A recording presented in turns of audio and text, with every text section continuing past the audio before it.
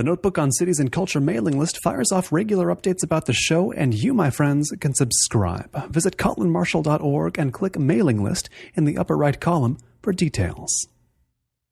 Season 3 of Notebook on Cities and Culture is brought to you by Carl Haley and Daniel Murphy.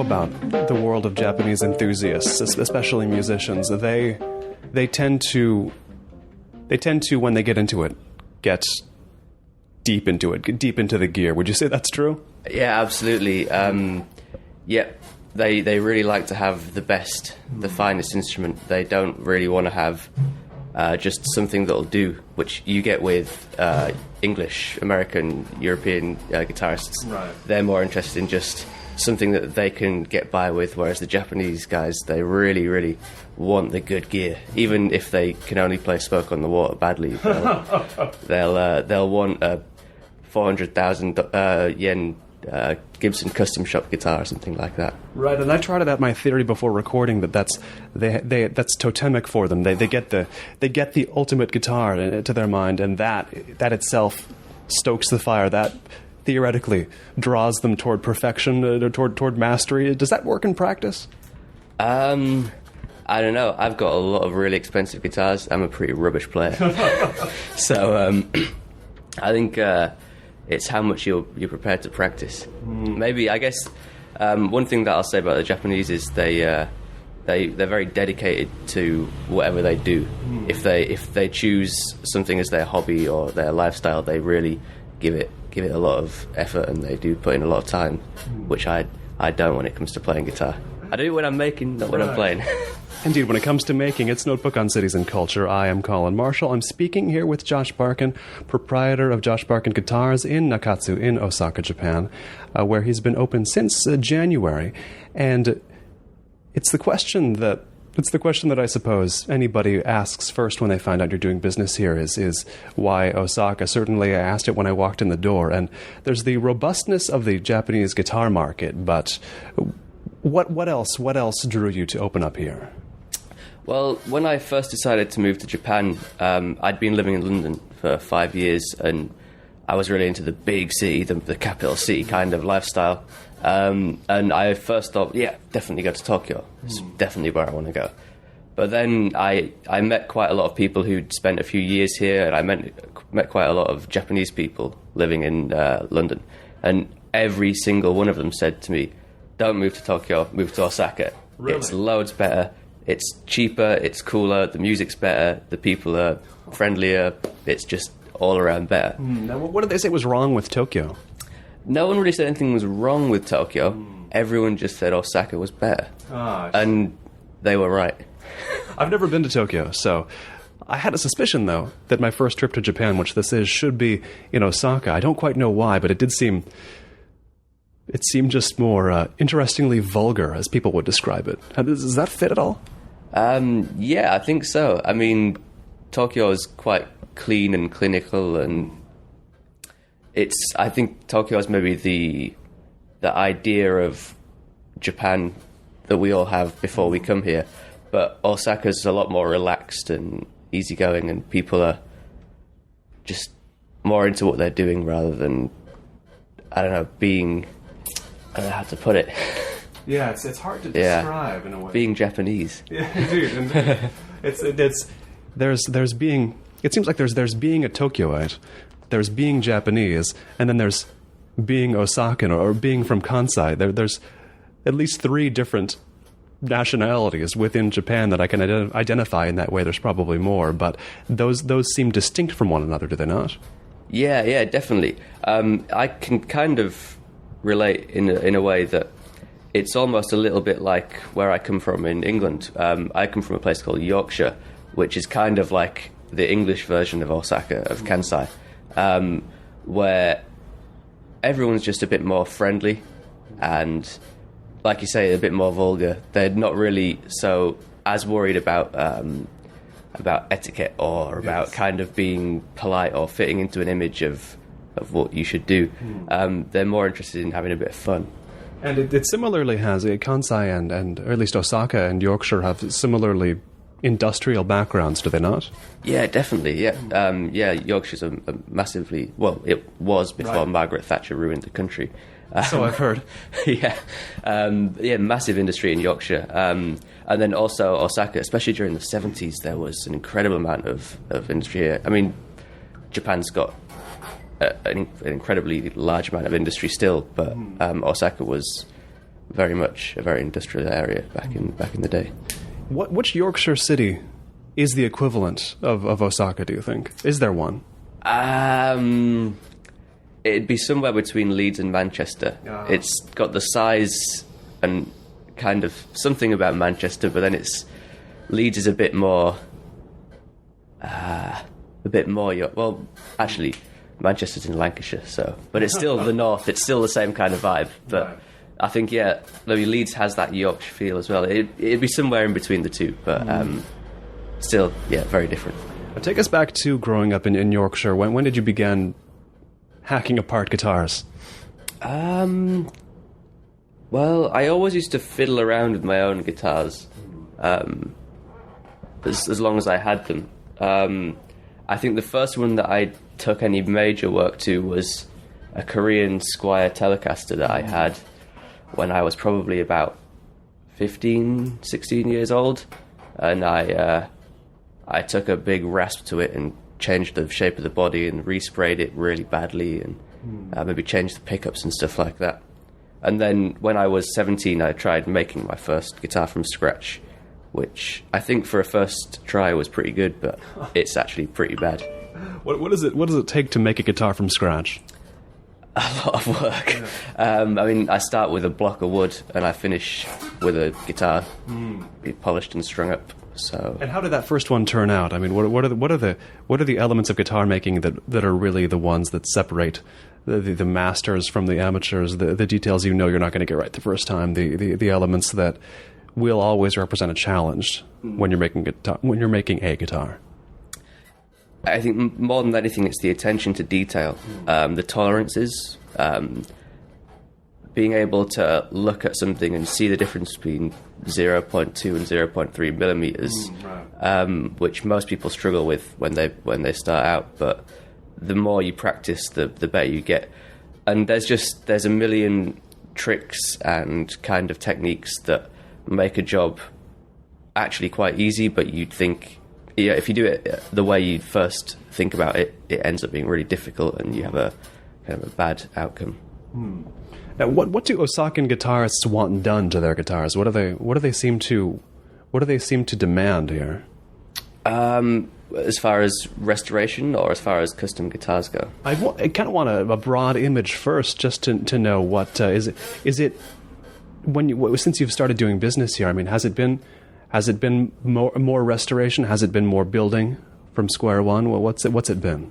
It's a mix of everything. I mean, one thing that's very good for me is that because a lot of guitarists have these nice expensive guitars, a guitar is kind of like, I don't know, having a nice car or something like that. You do have to spend a bit of money and keep it in good condition, because guitars are very finely balanced instruments. Everything has to be adjusted just right so that you get the best play out of it.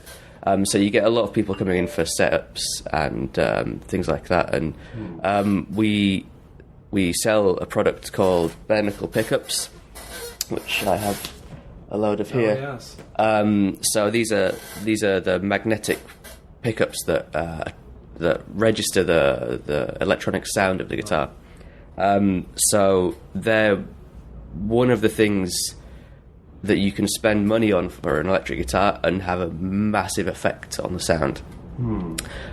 So these are handmade in England. They're a company I used to use before I came over here, and I rate them as the highest quality in the world.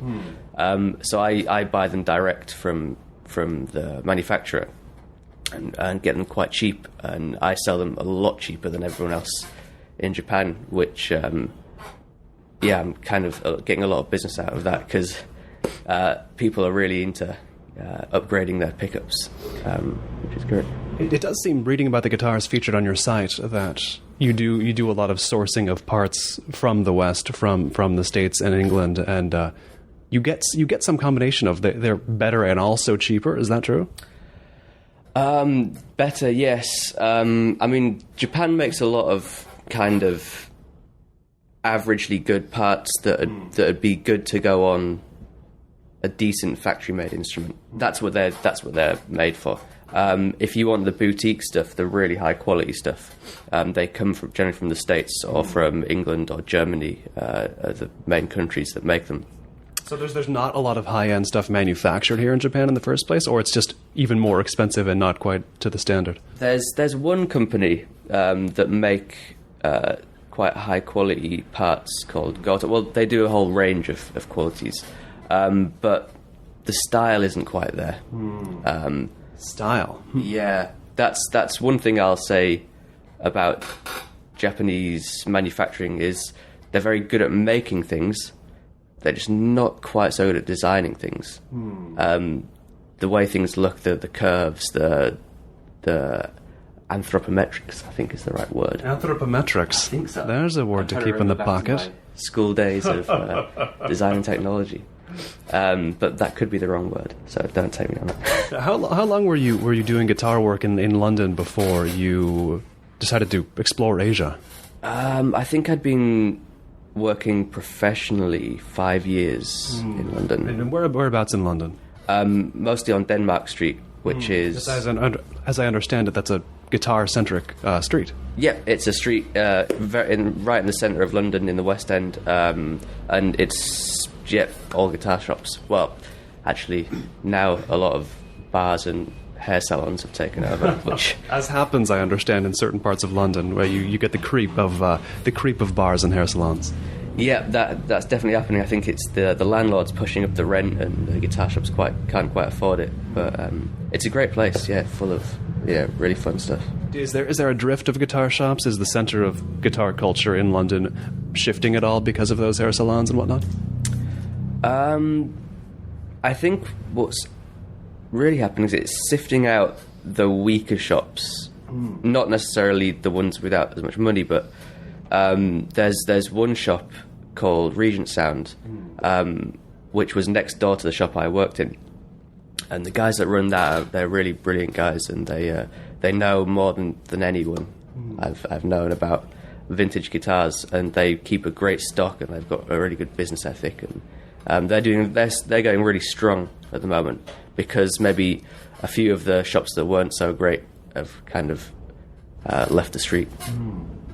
What are the advantages, do you think, or what did you find were the advantages of doing your years of formative work like that in London? You know, the advantages of London as a place to get to sort of cruising altitude in guitars, getting knowledge and practice. Yeah, that's a good question. To be a Denmark Street tech is kind of, it's a certain level of profession where everyone knows the Denmark Street techs. You've kind of got to be good to get there. Right. There's a certain imprimatur there already. It's like, well, he's working on Denmark Street. He obviously is not an amateur. Yeah, definitely. I mean, you can walk into any guitar shop in any country in the world and find someone working there that claims to be a guitar tech, but they might not have any kind of real training or any kind of depth of knowledge, and they more often than not will do more damage than good to your guitar. So it's kind of like, if you live in London, if you need work done, you go to Denmark Street, because you know you're going to get a professional tech there. And then often some of the big companies will scout people from Denmark Street, or some people will... one of the guys I used to work with bought the workshop off the guitar company and then opened up for himself. So that's a kind of another way that people do it. Another reason why I decided to leave London was it was either start up my own shop there and compete with one of my best friends, or get out of London and do it somewhere else. Yeah, I wondered about that, because it's like you're already on Denmark Street as a guitar maker. You know, it's like this is the place. If you're in England, I guess you get there and then you carve out a bigger and bigger niche on Denmark Street? I don't know, but you're not. The point is, you're not leaving Denmark Street if you're staying in London, right? Absolutely, yeah. Yeah, there's other guitar shops. There's some great shops in London, but 95% of the customers just home in on Denmark Street because it's just where you go. So when did this decision come that you would take a trip through Asia, or what was the decision? Was it to take a trip through Asia? What happened? Yeah, I was working for a company called BJ & Byrne as a spraying tech, so I was doing all the finishing on guitars, which I took because it gave me a great opportunity to learn. That's a very weak point for most guitar makers, is finishing, doing the spraying the lacquer and the paint. So I was like, if I can work here, then I can do it every day. I can practice and practice and practice, get better. But it's very bad for your health. There's a lot of, now I spray 5 or 6 days a month maybe, which is fine. But doing it day in, day out, it's pretty bad for your health. So after a year of that, I was thinking, I should probably do something else. And I had a bit of money saved up. And I just was speaking to a few people who said they'd been travelling. I was like, oh yeah, sounds fun. Interested in Asia, like the food, all that kind of stuff. Yes. It seemed like a pretty cool place. You can do it cheap, travelling through Vietnam and Cambodia and places like that. So the goal was first the southeast of Asia. Yeah, I stopped in India for a couple of weeks, which was pretty tough, being the first place I'd been travelling on my own. Oh my God, in India, so starting your solo travelling in India, the baptism by fire. Yeah, I turned up at 3 o'clock in the morning, really drunk because they had free beer on the plane. Yes. And it was in the middle of the monsoon, so it was pouring down with the rain. It was 3 a.m. I had no idea what I was doing, never been out of Europe before. And I was just like, I think I've jumped in at the deep end. What was your pathway? When you got to India, I imagine you did not stay in India long, but what direction did you take? So I next I went to Thailand, and then I worked from Chiang Mai in the north of Thailand down, then through Cambodia, and then up Vietnam, then up the east coast of China, all the way up to Beijing, and then headed home. Having my last 3 days in Beijing with no money. And sleeping, trying to sleep on the streets, except the police didn't like that, so it kicked me in the ribs. What strategies did you develop for living penniless, literally, in Beijing? To say penniless is a slight exaggeration. I had enough to eat and drink, just not enough to sleep. Oh, sure. Well, if you're going to sacrifice something, it's not going to be eating and drinking. Exactly, yeah. So I was living on some cheap food and bottles of water, which was fine. Luckily, on my last night, actually, I managed to find a friend of a friend who was a journalist in Beijing, and he offered to put me up for the night. So actually, it was only 2 nights sleepless. I was exaggerating a lot, but yeah. No, that's still harrowing. No doubt. I don't think anybody would volunteer for 2 days sleepless in Beijing, no matter what, or 3, or 1. But did you get a sense of if there were guitar cultures happening in that stretch through Asia you took? I imagine your eyes were open to that sort of thing. Yeah, definitely. There's a lot of companies making guitars in Southeast Asia, but it's the lower price stuff. So a lot of companies who aren't comfortable producing in China anymore are moving to Thailand. So they're just manufacturing bases essentially. But it's the low end of the guitar stuff. Right. I was very shocked when I got to Shanghai. The money in the city. I didn't really know so much about China before I went there, and I was really shocked by the incredible upscale kind of atmosphere there. And there is actually quite a large market there for high quality guitars, but they always buy out of the country. They'll come to Japan or they'll go to America to buy their stuff. They won't do it in China. I think the discerning guitarist in China or Southeast Asia then knows they have to go international to some extent. Yeah, but I think that's not just guitars, that's everything. You get tour buses full of people from Shanghai and Beijing coming to Osaka to go to the department stores to buy all their electronics, which are made in China. Yes. Yes, what's going on with that? They're China made, they're not China sold, though? I think they are sold in China. I think they just kind of like to come and buy it here because it's seen as a wealthier option. So we have enough money to take a coach all the way here. We can do this, and we can prove to ourselves we're now affluent. That's kind of how it is. Yeah, I think that's it. Yeah. So yeah, you see them all the time. You go down to there's Yodobashi Camera. It's a big electronics department store down there.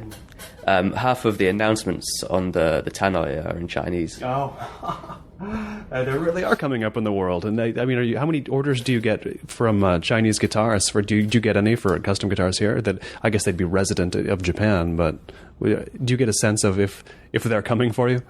I haven't had any orders from Chinese guys yet in this shop, and we've only been here since February. Right. Obviously, because we're a new company, it takes a while to build trust and get a reputation going. So, actual custom orders pre-custom orders we've had so far this year have only been a handful, really. But that'll get better with time.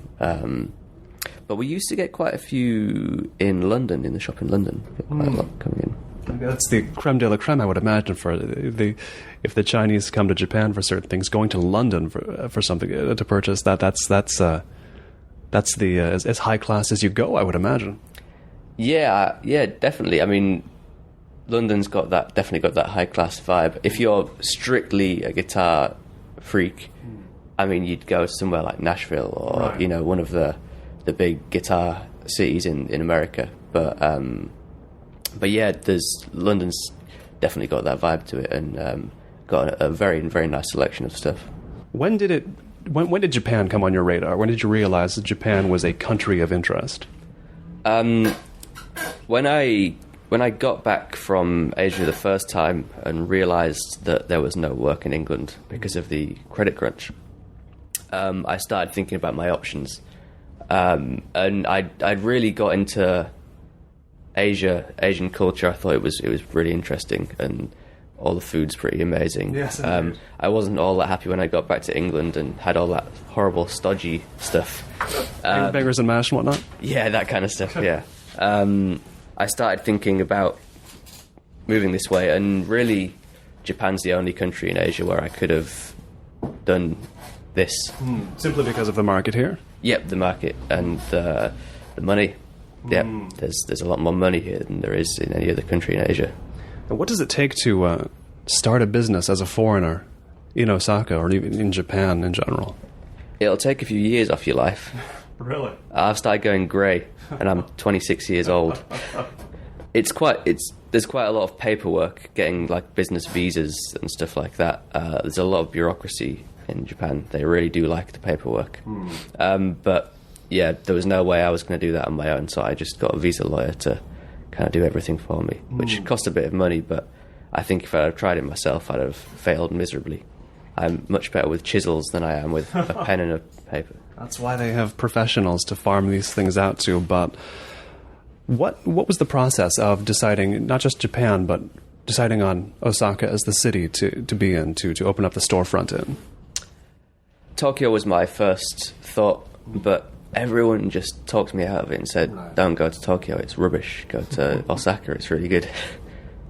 You mentioned food. I can't help but, you talk about the food of Asia, winning you over to Asia. I can't help but bring up Osaka as a food city. It seems to be one of the prime ones in Japan, maybe the best food city. I don't know. I don't have that much experience. Tell me, is that true?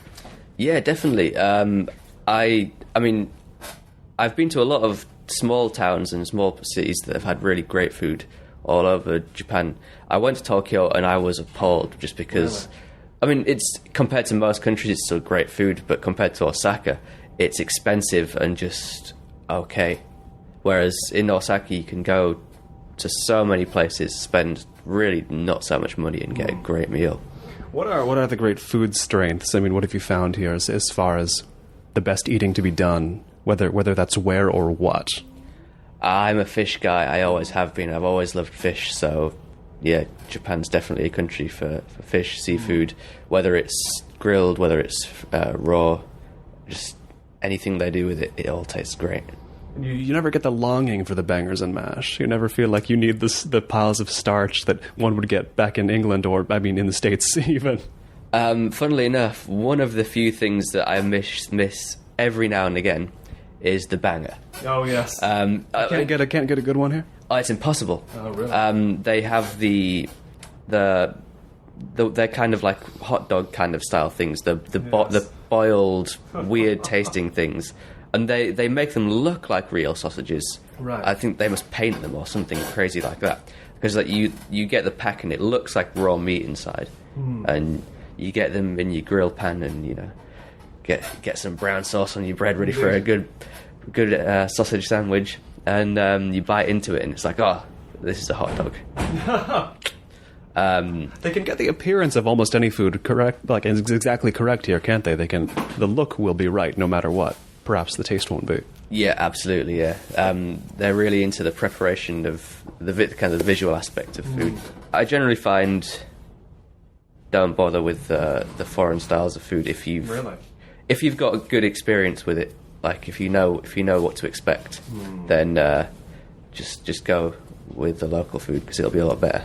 I would have thought, given the extent of, it seems like there's a great extent of Japanese Anglophilia and Francophilia and Italophilia. Like they when they love Western Europe, they get as deep into Western Europe seemingly as a Japanese guitarist will get into guitars, but it doesn't translate to the availability of a decent banger. Yeah, I think maybe I've never been to America. The sausages, the bangers that you get over here are what I imagine American sausage to be like. Just from it's what a little different than hot dogs. But. Yeah. Just because that's what you see in the movies. Everyone's eating hot dogs every day. That's America. It's hot dogs and hamburgers every meal of every day. I suppose. Do you get the thing where you're offered loaves of bread constantly because you're a foreigner? It happens in Korea where they think that foreigners, if you're from Europe or the States, you have to have bread with every meal. Is that the same here? I haven't had bread thrust at me. What I have noticed is people drop their jaw in amazement to see that you can use chopsticks. Oh, to this day. Yeah. And I'm like, yeah, I could use them before I even came here. Right, there's some opportunities in London to use chopsticks, believe it or not. Yeah, there's a few Chinese restaurants. No, tell me a little bit about study. There's the whole like studying what you need to study to open a business here in Japan. But as far as being able to like live here, have an existence here, how did you come to the conclusion that was also a viable proposition to actually live your life in Japan, having essentially only gotten experience in Asia through that first trip through the southeast? So I moved to Japan quite a while before I set up the shop. I gave myself a time limit of 2 years. I said I had to live here for 2 years before I knew that I'd be comfortable staying here forever. I think so. I did the teaching English thing, which I hated every single minute of, and filled me with loathing. That's something that I hear such a spectrum about. Like some love doing it because it can be cushy. Some hate it. Here we have one who hates it. What was the problem with teaching English? Other than that it wasn't making guitars. Obviously, it's not the thing you do. But that's it. I mean, it's not a bad job. I mean, you can get a big salary. It's not particularly hard work. And there's a million jobs. You don't need many qualifications to do it. But I'm a guitar maker. Oh, I see. If you gave me a job making furniture, doing steel work, I'd be happy. Because at least I'm using my hands doing my thing. Right. But wearing a suit and a tie and teaching English, bearing in mind I'm dyslexic, which means I can't spell anyway and don't really have a very good understanding of the English language. It just was 100% the opposite of what I am. I've heard you just need to be an English speaker existing in the classroom, though, in a lot of these contexts. Like they don't really even care what you do so much as long as you are administering the right tests and have the ability to speak English that the students can hear, right?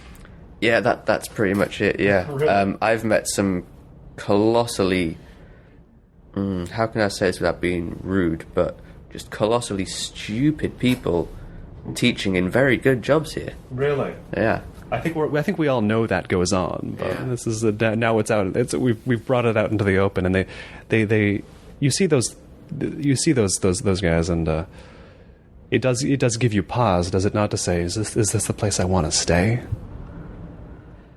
Well, it's definitely not the job you want to stay in when you see those guys. Yeah, definitely not the job I want to stay in. I mean, a lot of people really get into the expat lifestyle, and they really like to kind of just hang out with their English and American friends. I don't ostracize myself from that community, but I do like to minimize my activity in that kind of culture. Like, I've got a handful of good English, American, whatever friends, but then I make sure I hang out with Japanese guys as much as possible to avoid kind of just falling into that I'm an expat living in Japan rather than I'm just getting on with it. Is it a bit of an isolated community of expats here in Osaka? Is it like there's this cluster of expats that does stay away from the Japanese population as a whole? I don't think it's the fact that they stay away, but I think a lot of them, they center their social lives around the expat community. And then there's a kind of... maybe I shouldn't get into this. I'm a businessman in this city. Maybe I shouldn't be. Well, only say what you feel you can safely say. Yeah, maybe I shouldn't go into that because I might end up offending some of my customers. Oh, yes, that's of course a consideration. I would imagine that there are quite a few expat musicians here as well. Yeah, there is, and actually we have quite a solid customer base with the expat customers because they can come here and they can say what work they want doing clearly, and they know that they'll be understood, which is, when you don't have a great amount of Japanese, it's pretty hard to explain in detail what you want out of your instrument. Right. Or who knows what you're going to get back? You know, hi. Oh, I just answered yes to 5 things I didn't want. Yeah, exactly. Yeah. So. I mean, certainly I've been doing that at convenience stores while in Japan, but you know, when you don't get the right bento, that's a different story than if your guitar comes back mangled. Yeah, definitely. You really don't want to have your guitar mangled, or just come back completely the opposite to the way you want it. If you come in for a setup, there's no one right or wrong setup of an instrument. It's based on the way you play, the style of music, and the way you like your guitar to feel. So you really have to spend a bit of time talking to people and kind of work out what they want before you start doing the work. Speaking of expat musicians and guitar mangling, listeners will have heard from Tim Olive, the guitarist and sort of sound manipulator, on this show a few episodes ago. It's also in the Japan series of this program. And he does not hesitate to make drastic changes to guitars. And as I understand it, he has some jobs in the works he's conceiving of he wants you to do. And he represents to me a certain current that I've always thought of as part of the Japanese, the modern Japanese music world, which is sort of the experimental musicians, the noise musicians, the ones who are going well beyond standard musical forms. And I take it you have a few of those as customers. Yeah, definitely. Yeah. We have quite a lot of customers, and I'm really into that kind of scene myself. I go to a lot of the noise gigs over here. It's my favorite genre for Japanese music. And why is Japan so strong in it? I guess you were just about to say, but go for it. One thing that I'd say is noise is kind of a Japanese thing. If you go and see a rock and roll band, it might be more kind of like a Japanese version of an American band. Whereas the noise stuff, it's really individual, and it's kind of it's a kind of music that comes from here. They're not interpreting another source. It's from within, you might say. Yeah, exactly. Yeah. Now, where, and I ask this as much for my own benefit as the listeners, but where in Osaka do you tend to go to get your doses of noise, to get exposed to that scene? There's a lot of live houses in Osaka, but there's a couple that are particularly good. I think my favourite one's Hokage in Shinsaibashi, which is a really, really good little basement venue with a really brilliant sound system, a good promoter who gets really good bands on, and and it's got a bar downstairs so you can escape if there is a bad band on, which is really great. Then there's another little place called Bears in Namba, which is a horrible little dive, but really, really great atmosphere. You can bring your own beer. There's no bar. There's a combini. You can go buy your beer there, so you'd have to spend loads of money on beer. Yes. And it's purely about music. It's not about there's no other stuff. It's just you go, you watch the bands, you drink your combini beers, and then that's it. And I think it's owned by the guys from Boredoms. Oh, really? We should. I guess. Well, obviously, we both know who they are. But tell me a little bit about their importance in this sector of Japanese music. Well, yeah, we were talking about noise music. It all started back in the Boredoms early 80s when they started. I can't remember. It was probably so around that kind of time. They were like one of the first really big Japanese noise bands. Yeah. When you're working on the instrument of a noise musician, of an experimental musician of another type, I mean, is that kind of the job you want to do because it's going to be some sort of freakish challenge? It's going to be something it's not a defined job, the kind you do for somebody who just wants to improve an instrument. I imagine a noise musician is trying to go for a specific sound nobody else is getting, or there's distinctiveness, but then there's also like you're going to have to find a new way to achieve what they want, right? Yeah, I wouldn't say it's difficult. It's fun. I mean, chopping up Tim's guitar the other week was kind of fun. We were just having a bit of a giggle with it because we just took a guitar and threw it into the bandsaw, which was great. I'd say challenge comes more from the technical players, the people who really delve deep into their playing technique, and they want these guitars that every note will sound perfect. That's the challenging kind of customer. The noise guys, yeah, it's just fun. You can just kind of play around and just do something weird, and they're going to get a different sound. And yeah, they normally have a pretty good idea of what they're going for, so they can give you quite a lot of direction. The noise guys then aren't the perfectionists, but you do have the perfectionists. Definitely, yeah.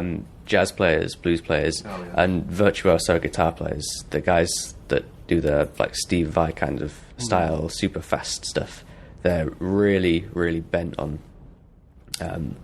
having it perfect and being able to play everything as easily as possible. Do you get the sense that musicians, guitarists here in Osaka are always going over to Tokyo? Like you have to, as a musician here, have to have that sort of life where you're going back and forth all the time, or are there self-sustaining scenes here in Osaka other than the sort of Kansai noise world?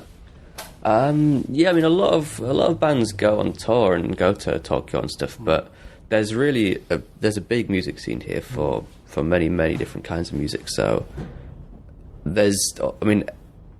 if you're in a band and you're really serious, you always go on tour through the country, no matter what country you live in. But yeah, Osaka's got a really great music scene. There's no need to go to Tokyo if you don't want to. Now, the 2 years you spent, the sort of probationary period you allowed yourself before you went ahead and opened up a business here in Osaka, were you simply waiting it out, like, yeah, this is going to work out fine? Or was it like, were there moments in those 2 years you thought, I don't think so? Yeah, my first 6 months, and I think most people will say the same thing. The first 6 months of living here is a trial. I was looking into guitar makers in New York and various other cities in the world, thinking about, okay, this isn't going to work out. Where am I going to go next? But then after 6 months, everything just gets easier. You kind of get used to not understanding what's going on all the time, and it actually becomes really nice. Things like sitting on a bus or a train and hearing all these voices that would normally irritate you. Yes, yeah. Do you think about England and what the equivalent would be, and just teenage girls talking about nonsense, what they did last night, which was just teenage girl nonsense. Yes. But now I don't understand any of it. You probably understand some, though. Yeah, but it's a lot easier to just switch it off. I mean, if I want to understand something, I've got to concentrate and think about what every word means. You've got to give those teenage girls your sole focus. Yeah, I have to summon all my will to hear and understand half of any conversation going on in Japan. So you really can you can turn it into noise, as we discussed. Just noise. Yeah, it's just static. But what weighs heavily during those first 6 months? What weighed heavily on you? What were the forces making you think, I'm going to go to New York?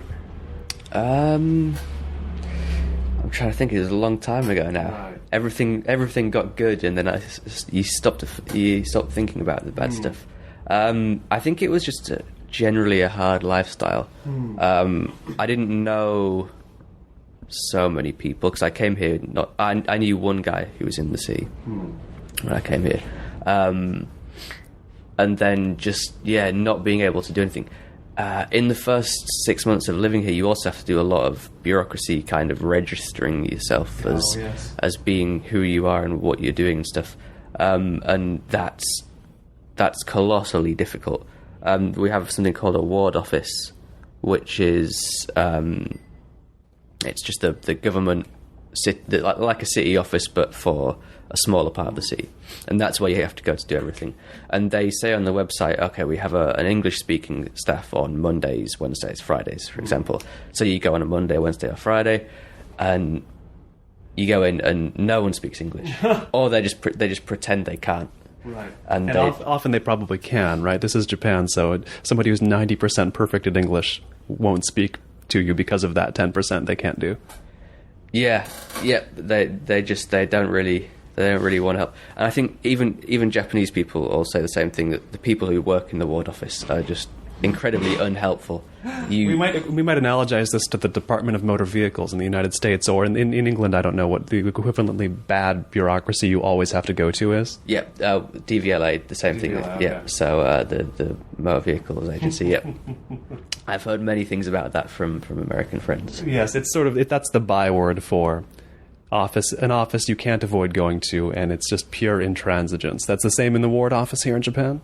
Absolutely. Yeah. I've heard stories about Japanese bureaucracy. Your stories align with them. It seems like the rumors are true. Yeah. There's a lot of it, but you get used to it after a while, or you find someone to do it for you. Right, but you're past the worst of it, obviously, at this point. I mean, there's a sort of ongoing burden to prove who you are and what your intentions are. But the bulk of that is past you, and I want to know a little bit about how you find life here compared to how it was in London. I mean, listeners will hear they're hearing a lot of English accents on these interviews. Many of the expats I talk to are, in fact, from England, and many of them compare England and Japan in ways they say, they're a lot more similar than you'd think. These island countries where there's systems of hierarchy and systems of behavior that you can't necessarily sense unless you grew up there. And I don't know. Do you see resonances between your homeland and this country you choose to live in now? Yeah, definitely. I've never really lived in another country. I mean, I stayed in Vietnam for just shy of 3 months, but I wasn't really living there. I was just kind of having fun. I don't know if it's that they're so much alike, or if it's just, I think everywhere is probably the same. Like, everywhere's different, but it's all just people living and getting on with their stuff. So it's really not that different. I think you expect it to be drastically different, and when you go somewhere on holiday, you get smacked in the face by this crazy weird culture. But that's when you're on holiday. When you live somewhere, I think when you just get into a lifestyle of living and working somewhere and knowing the local people, they're all just people going to work, finishing work, doing their own thing, just doing the life thing. It's a theme that's come up in these interviews that, contrary to international opinion, it seems, or opinion in the zeitgeist, Japan isn't really weird. It's many qualities, but weird is not one of them.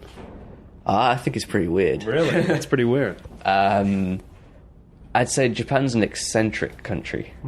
Like, there's many quirky people here, which is nice, and it'll make you giggle a lot. Yeah, weird. I don't know. Maybe weird's the wrong word, but eccentric is definitely the right word for describing Japan. And I would imagine eccentricity is not unknown in the communities of Japanese musicians, no? Absolutely not. Yeah, I mean, I'm trying to remember the word. There's a word that I hear the guys that work here using all the time, and it's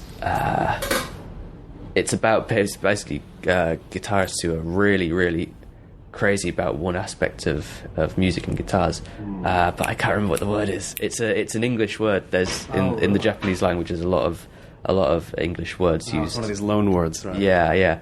But I can't remember what it is. Damn. But the actual concept of getting very much into one specific element, I mean that does seem to extend to pursuits of all kinds here, does it not?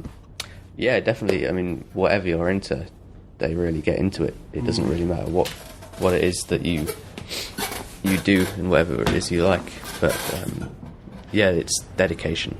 There seems to be, I mean, I would imagine you making guitars here, that sensibility in Japan spurs you on to perfect your own craft. I mean, in a way, maybe it wouldn't in the States or London. Maybe there's Denmark Street, you're surrounded by competition, I suppose. But there's that sense of severe drive to perfect. I mean, have you found that working its way into you as well?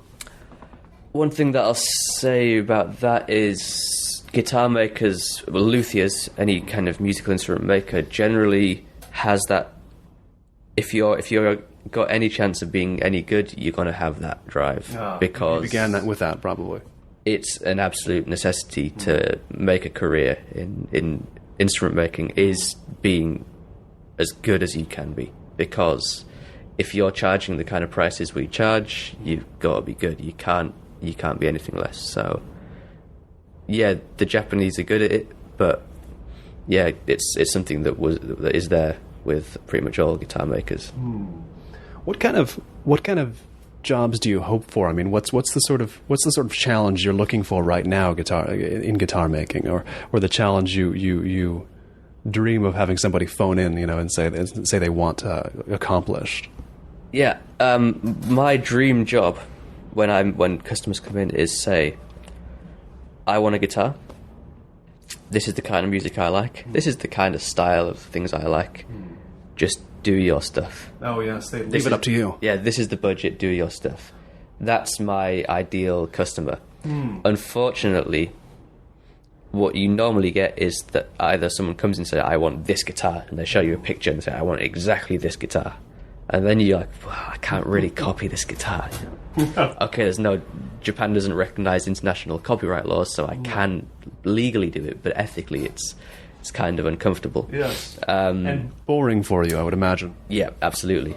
Either that, or you get these guys that basically make a collage of guitars, and they want this part and this part and this part all mixed together, and they don't really understand that you can't necessarily do that in a lot of situations, and that having one aspect of a guitar means you can't have another, and guitars are incompatibilities. Yeah, exactly. Yeah, they're very finely balanced instruments. It's rare then that a customer has a trust in a guitar maker enough to say, this is the music I want to play. This is the music I play. Just give me what I need to do that. Yeah, it's very rare. Hopefully one day someone will come in and say that. What kinds of music? I mean, do you find it most interesting to make guitars for? What sort of traditions of playing, or what styles or aesthetics? As far as style goes, I'm really into I like classic kind of guitar designs, things that come from the 60s, 70s, well, early part 70s. That's a style I like, but what I do is I make things that look in that kind of style, but they have all the modern playability and functionality of new modern guitars. So things have come a long way technologically from when those guitars were actually new. Yeah, definitely. Well, it's taken a strange, weird kind of turn with guitars. Back in the 50s, a lot of the big manufactured guitars were still made primarily by hand because the technology wasn't there. Then in the 70s, technology really picked up and everything went machine-made, but badly machine-made. Right. And then now machine-made stuff's getting really good, and it's kind of... But then there's always room for the guys like me, the really high-end kind of handmade stuff. So components have gotten better because the technology has gotten better, and it's left up to guitar makers like you to be able to provide the sort of handmade aesthetics with and unite them with the technology that is just the vast industrial manufacturing has perfected. Is that about right? Yeah. It's a kind of, you've got to mix it right. You've got to choose the right parts to be modern and mix them with the right traditional techniques. So things like the bridge on a guitar. Modern machined bridges are far superior to anything you would get on an old guitar. The accuracy in machining is far superior. But then, like I was saying, the pickups that we sell, machine-made pickups sound pretty bad. Whereas ones that are actually wound by hand, meaning the wire used for the electromagnet is coiled by hand, which is the old-fashioned technique you'd get back in the 50s. That makes them sound far superior because each coil is a different tension, a different length, and a different angle, and that massively improves the dynamics of the sound. So it's about being able to choose which parts you're going to have modern and which parts you're going to have vintage. Right. And there's the parts you want modern, you never want vintage, and the parts you want vintage, you never want modern, it seems like. Exactly.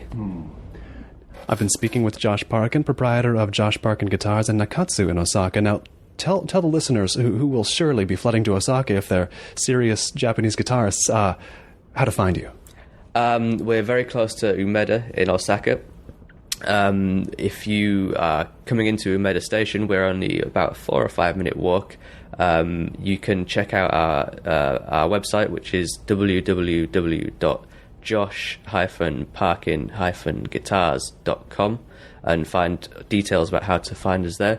Also, we're right next to the subway station for Nakatsu Mindosuji line. And as long as your landlady remains nice and accommodating, here's where you will be? Yeah, I'd like to stay here. It's a good home for us, I think. Well, Josh, thanks so much. Thank you very much. This has been Notebook on Cities and Culture. I've been Colin Marshall. You can keep up with the cultural creators, internationalists, and observers of the urban scene on the show at colinmarshall.org. Thanks. And special thanks to everybody who backed Season 3 on Kickstarter, including Paige Calvert, Jonathan Crow, Douglas Dollars, Paul Doyle, John French, Eric Graham, Will Graham, Umberto Grant, Kimberly Hahn, Carl Haley, Stefan Halperin, Matt Howie, Andrew Hovanek, Mark Hines, Andy Cooney, Mark Larson, Matthew Lickey, Mr. Munverzi, Rob Motz, Lindsay Muniak, Daniel Murphy, Aidan Millman, Patrick O'Flaherty, Danny Olson, Michael O'Regan, Blake Riley, Rob Schultz, Cam Smith, Small Demons, Todd Shimoda, Kevin Smokler, Thomas Unterberger, Matt Warren, and Wayne Wright.